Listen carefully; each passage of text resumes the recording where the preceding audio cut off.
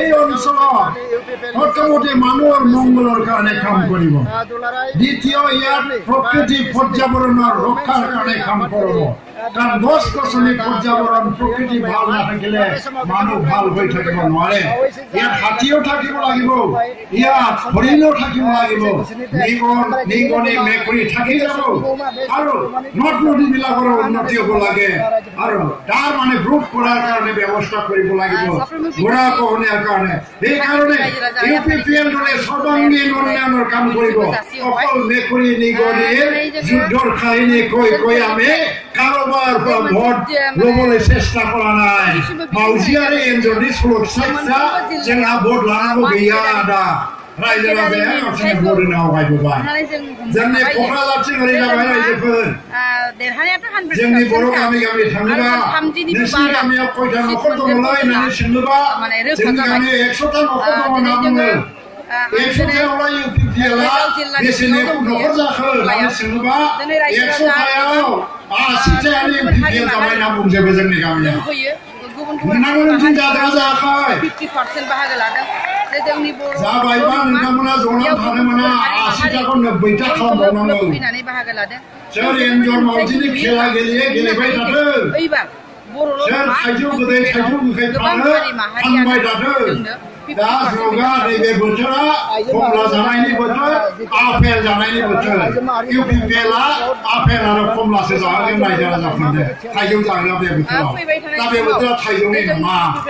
ইয়াত বিজেপি শাসন কৰিব নোৱাৰে যিমানে নকৰক এটা দুটা চিট যাব পাৰে প্ৰচাৰ চলাইছে UPPL আৰু বিজেপি सोरबाया हाग्रानि मैगं BJP ঘোষণা কৰি আছে BJP সকলে সরকার গঠন কৰিব UPPL ওপরে সরকার গঠন কৰিব BJP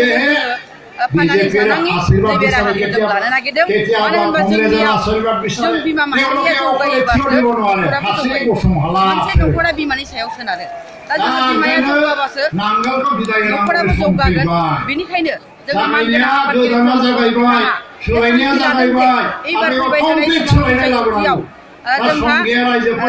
डिसेम्बर 7 तारिख डिक्लेयार जाबाय उदालगुरि आरो बाक्सायाव आरो क'क्राझार आरो चिराङाव 10 तारिखआव डिक्लेयार जाबाय नैबेयाव जोङो हमनो हायो जे जोंहा 12 तारिखआव रिजाल्ट 15 तारिखआवनो जोङो UPPL सरकाराव फैगोन बेयो 100% मानो होनोबा जोङो सरकाराव फैनाय लोगो लोगो जोंहा बेखौनो माहारिया ओरैबायदि 15 बोसोराव मोननो थाङाखै बिमा माहारिया ट्रेक्टर समेत भोट दियो ट्रेक्टर समेत भोट दियो जौगाहोनो थाखाय उन्नति खालामनो थाखाय जोंहा UPPL दोलोआ गोबां आसनिफोर लानाय जादों एन्टनी बसुमतारी भोट दियो एन्टनी बसुमतारी भोट दियो गोबां आसनिफोर लाबोदों बाबुल बसुमतारी भोट दियो साफ्रोमबो बिमाया जौगानांगौनि थाखाय बाबुल बसुमतारी भोट दियो सरकारि आसनिफोरखौ मोननो हायाखैमोन दिलीप कुमार बर' भोट दियो आरो जोङो दिलीप कुमार बर' भोट दियो केन्द्रआव सरकार दाखांनायनि उनाव दावबायसा बर' भोट दियो सानजान हामलायनि गेजेरावनो दावबायसा बर' भोट दियो सोर बिमाया न' मोननांगौ कृष्ण बहादुर गिरी भोट दियो बिमाया रान्दि कृष्ण बहादुर गिरी भोट दियो आइजोआ हाबा जानो रोङै आइजोफ्रा सुंथां मोनाखै आरो सोर आइजो माहारिया सोरनिबा न'खराव गोदोनानै फिसा हिनजावफ्रा फरायनो मोनाखै नैबेफोरखौ जोंनि UPPL दोलोनि आइजो माहारिया न'खर हाबनानै नायनाय जागोन बेखौ जोङो थांखि लानाय जाबाय जे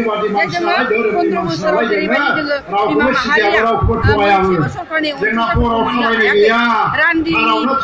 मोननोबो जों थाखा होनांदों पेन्सन मोननोबो थाखा होनांदों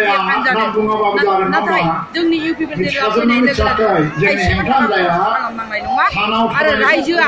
जोंनाव UPPL दोलोनि लिडारफोरखौ होसोनांनाय नङा बेनो न'खर जोंनि UPPL दोलोनि आइजो माहारिया